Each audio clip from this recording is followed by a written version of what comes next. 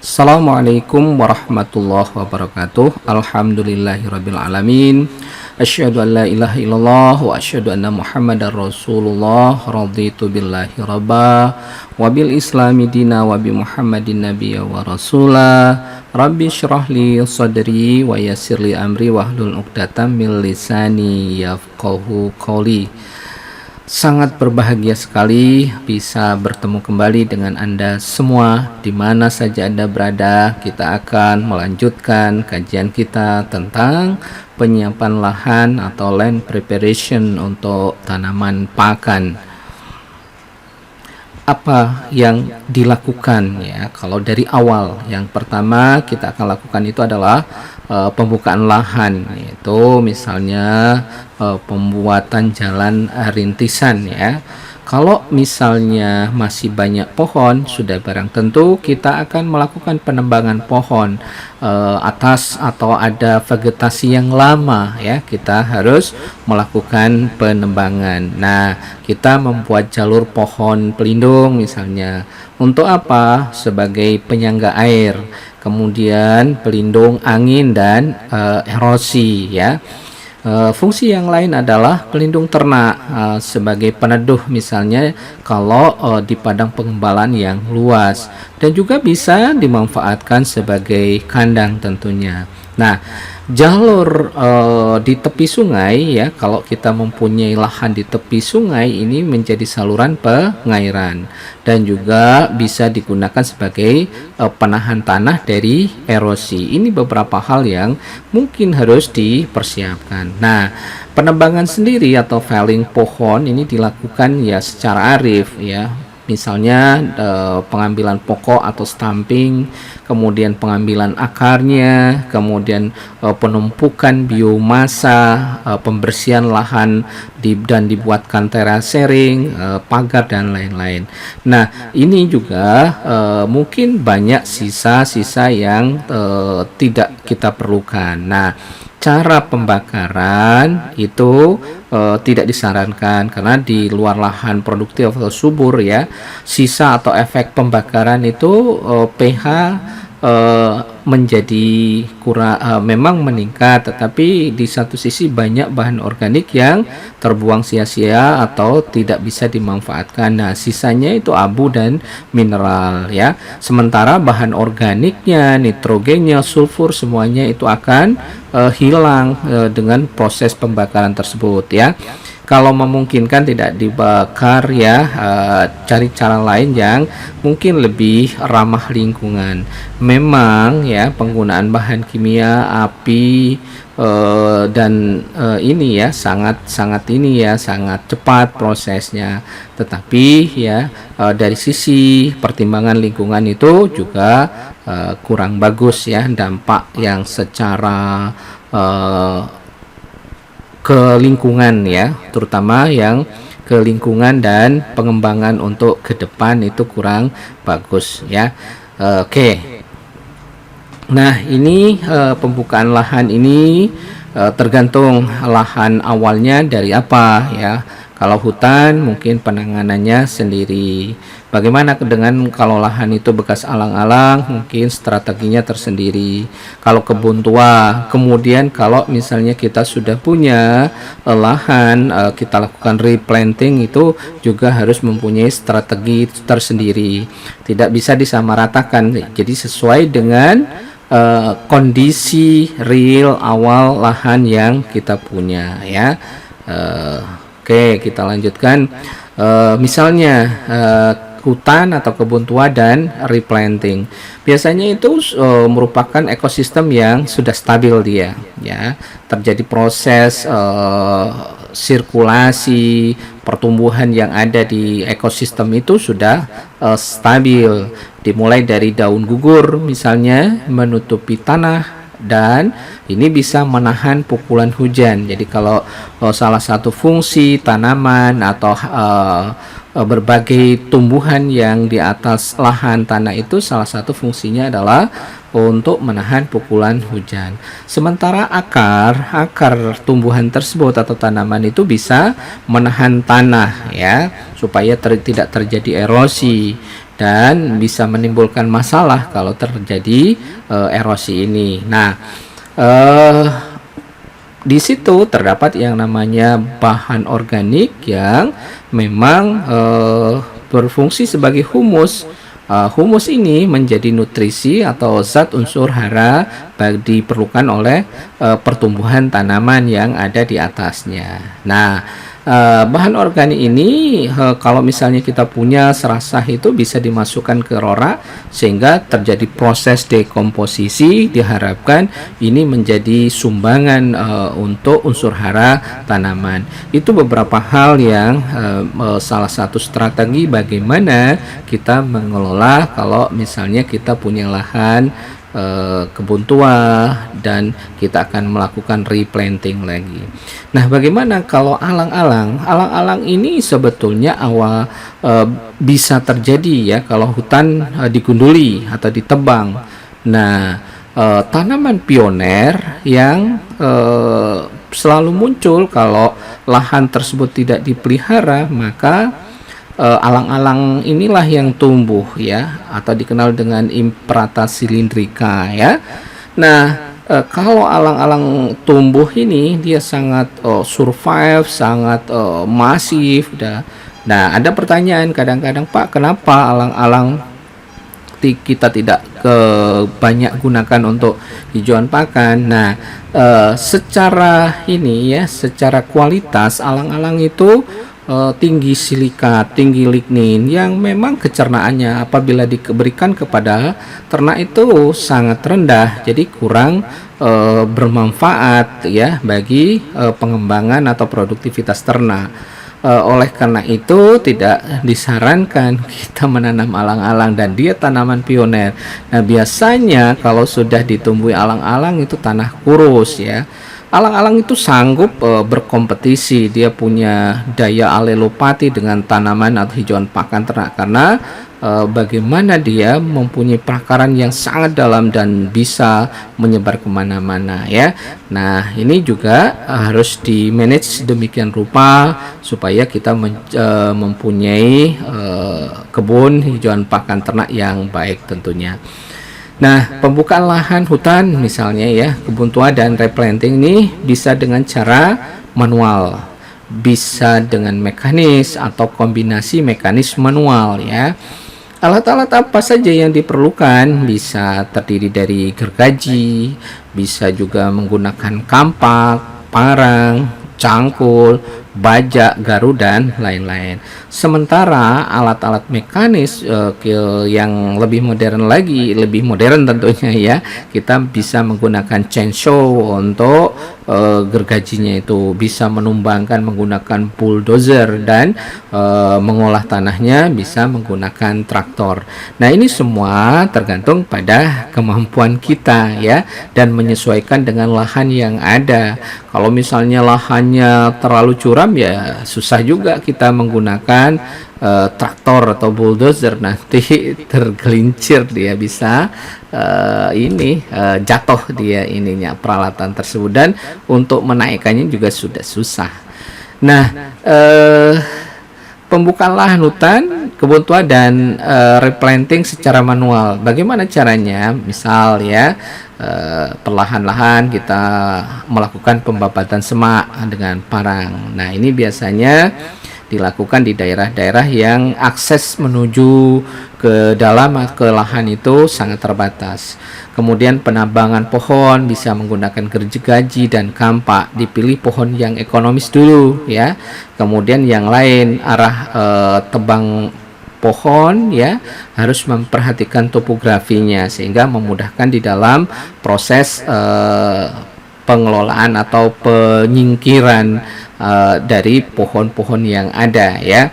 kemudian pembongkaran tonggak bisa juga menggunakan kampak, kemudian pembakaran misalnya daun, ranting dibiarkan mengering, dibakar pada musim kemarau atau seperti apa.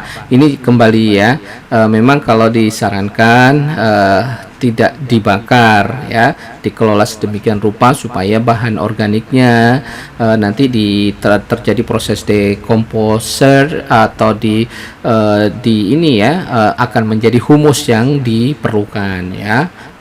Kemudian kita lakukan juga pengendalian ilalang. Biasanya yang pertama yang muncul itu rumput ilalang ini ya, Imbrata cylindrica. Nah, bisa dilakukan secara manual ataupun mekanis ataupun dengan menggunakan kimia. Nah, sekarang pada pengolahan tanah, bagaimana alatnya, apa saja? Bisa menggunakan baja, garu, cangkul, dan lain-lain. Kemudian yang berikutnya adalah pembuatan lubang tanam, ya, bisa menggunakan cangkul atau peralatan yang lebih canggih, tergantung lahan yang ada ya tentunya. Nah, pada lahan bekas kebun tua atau replanting, akar harus lebih bersih untuk mengurangi penyakit akar ya. Pada lahan miring dibuat terasering ya, saluran air, rorak atau penanaman menurut garis kontur ya. Jadi jangan sampai membujur, melintang ya, supaya tidak terjadi erosi yang masif. Kemudian dilakukan penanaman tanaman penutup tanah dan pohon pelindung. Kemudian jalan harus segera dibuat untuk akses ke dalam kebun ya. Nah, ini adalah contoh pembukaan hutan dengan cara manual ya. Tentunya kita tebang, kita potong ya, ini.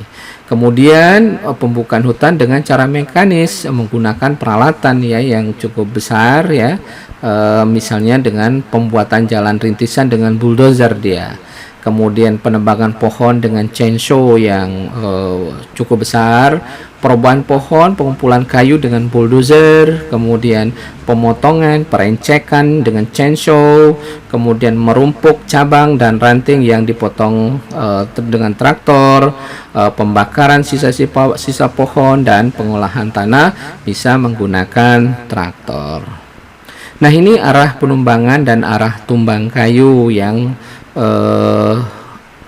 sebagai contoh atau diagram yang mungkin bisa kita lakukan di lahan ya. Ini adalah ya arah penumbangan supaya nanti memudahkan di dalam mengangkut atau mengambil kayu-kayu, tidak saling mengunci di lahan tersebut tentunya ya, karena memang ini perlu strategi yang baik, kalau tidak nanti kita akan kesulitan sendiri.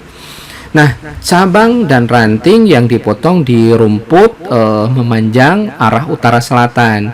Kenapa? Agar dapat cahaya matahari yang maksimal sehingga cepat kering. Jarak antar rumpukan itu bisa kita batasi misalnya antara 50 sampai 100 meter. Secara periodik harus dikontrol dari gulma dan sumber hama seperti tikus ya, oriktes, serta penyakit seperti ganoderma.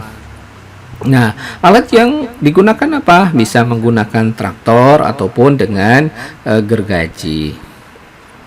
Nah, ini salah satu contoh misalnya pembukaan lahan dengan bulldozer ya. Bulldozer ya, kalau kita punya kemampuan ya bisa kita lakukan. Biasanya perusahaan-perusahaan besar yang sudah melakukan demikian, ataupun kalau memang ada dana bisa disewa bulldozer tersebut. Ini pemotongan dengan chainsaw. Sekarang chainsaw sudah banyak di pasaran dan harganya relatif tidak terlalu mahal ya, dibanding dengan yang dulu ya. Nah, ini pembakaran lahan nih loh ya, ini akan bisa berakibat yang buruk ya, baik untuk lingkungan hidup semuanya ya. Di samping untuk tanahnya sendiri biasanya kurang begitu subur ya. Jadi maksudnya banyak bahan organik yang diperlukan untuk pembentukan humus itu akan hilang, sisanya cuma mineral ya.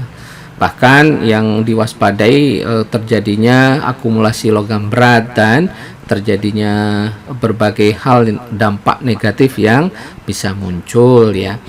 Kemudian pembukaan kalau lahan itu alang-alang ya, dilakukan misalnya 1 tahun sebelum tanam dengan cara kalau manual ya dibabat menggunakan parang ya. Kemudian kalau mekanis dibajak dan digaruk dengan menggunakan traktor atau bulldozer.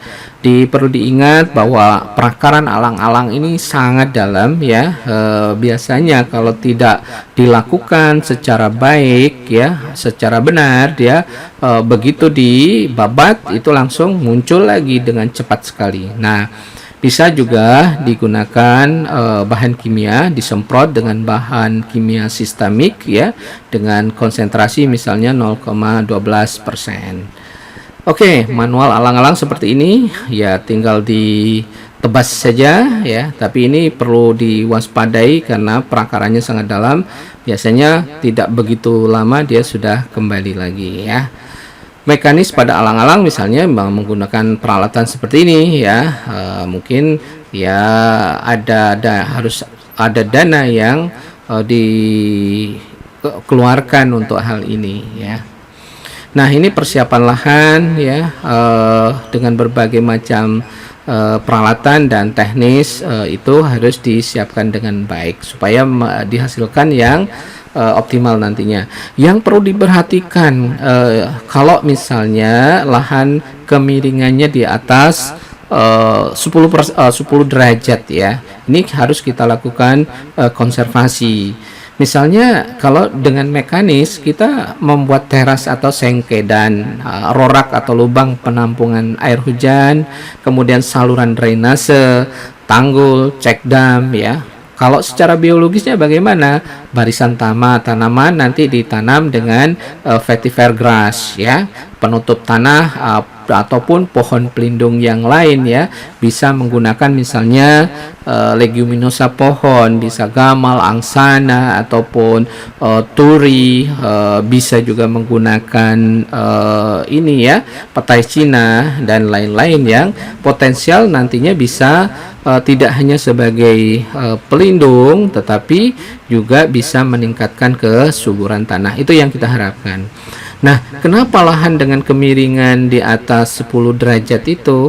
Nah, ini tidak seluruh curah hujan dapat berinfiltrasi masuk ke dalam tanah karena terlalu cepat dia turunnya air. Jadi tidak ada kesempatan dia air itu berinfiltrasi ya, susah keselio lidahnya, berinfiltrasi ke dalam tanah ya, tidak ada kesempatan karena mungkin tingkat kecuramannya tinggi sehingga ini berbahaya, maka terjadi aliran permukaan ya, runoff. Nah, agar tidak merusak atau konservasi lahan harus kita konservasi. Jadi nanti kalau tidak maka banyak sekali kerugian yang muncul dan bisa terjadi kalau kita tidak punya strategi pengelolaan, kalau kita punya lahan dengan kemiringan di atas 10 derajat. Nah, fungsi konservasi lahan itu untuk apa? Ya jelas untuk kelestarian lahan yang kita punya. Misalnya membantu pertumbuhan, pemeliharaan dan panen yang efektif ya.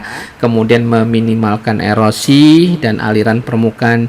Erosi ini sangat berpengaruh dan sangat merusak ya lahan. Jadi humus yang ada di permukaan yang mungkin tidak terlalu tebal itu akan tergerus ya, sehingga nanti unsur haranya menjadi berkurang, sangat berkurang. Nah, kemudian juga manfaatnya adalah konservasi lahan untuk meningkatkan infiltrasi. Ada waktu air itu untuk masuk ke pori-pori tanah ya, sehingga bisa membantu keberadaan air itu.